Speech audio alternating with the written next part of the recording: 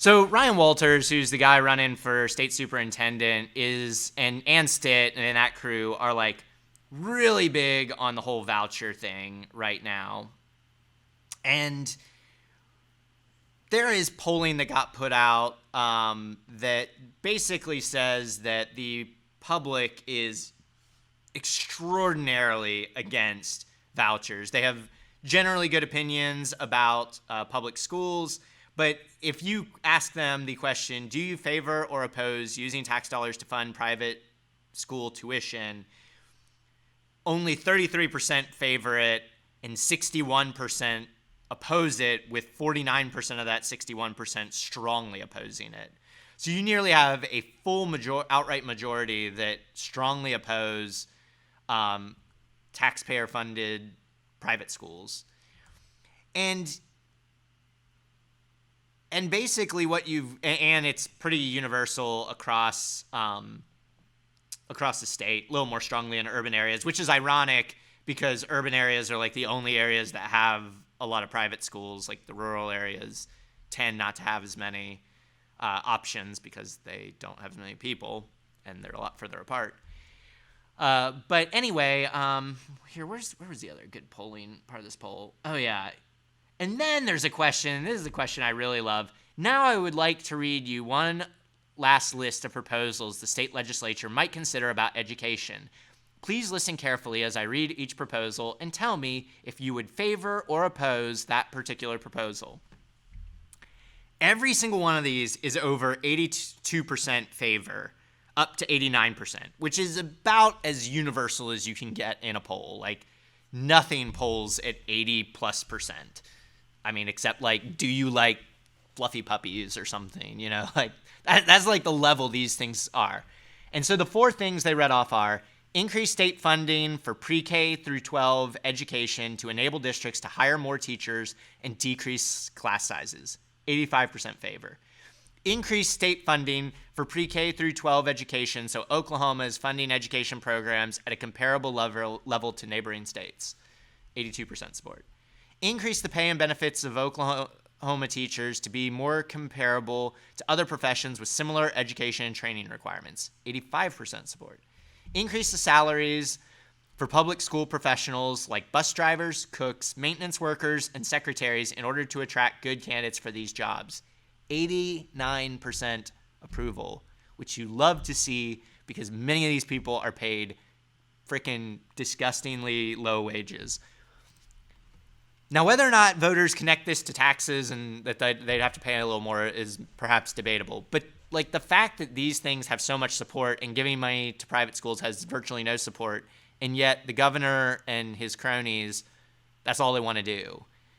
And, you know, yesterday, the one big voucher bill, actually it didn't end up getting heard in the Senate. It was supposed to get heard in the Senate, but it didn't end up getting heard. Anyway, the whole point is, yeah, this shit's super unpopular. The things we actually need and that would make our schools better are super popular, and we ain't doing any of it. And what do we do to fix that?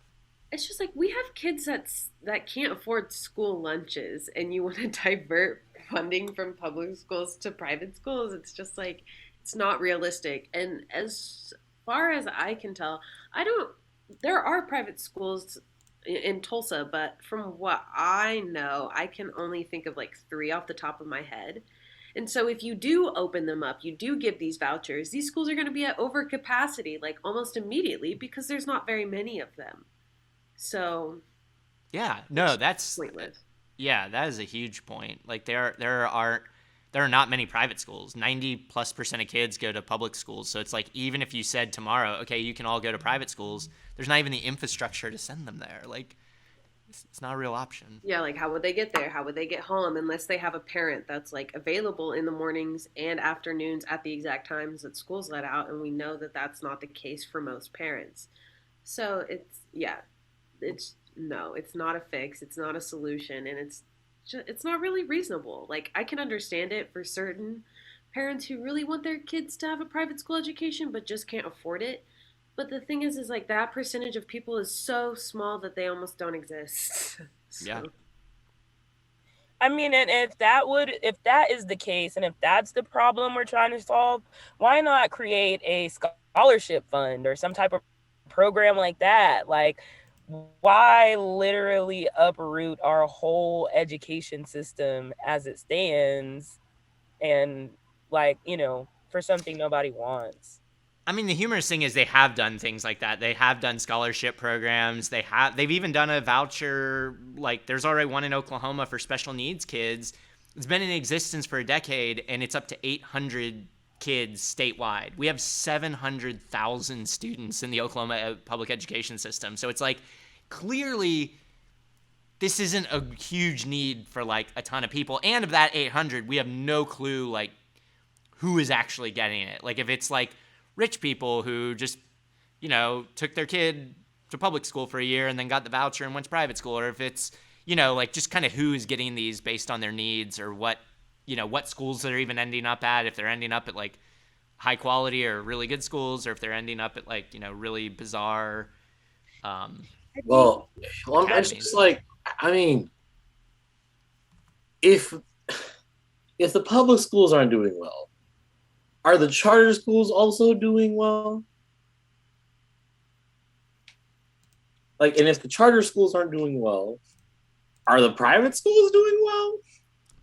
I mean, you're not allowed to like regulate them, right? Because they're private businesses, so we can't, it's kind of like this unknowable thing.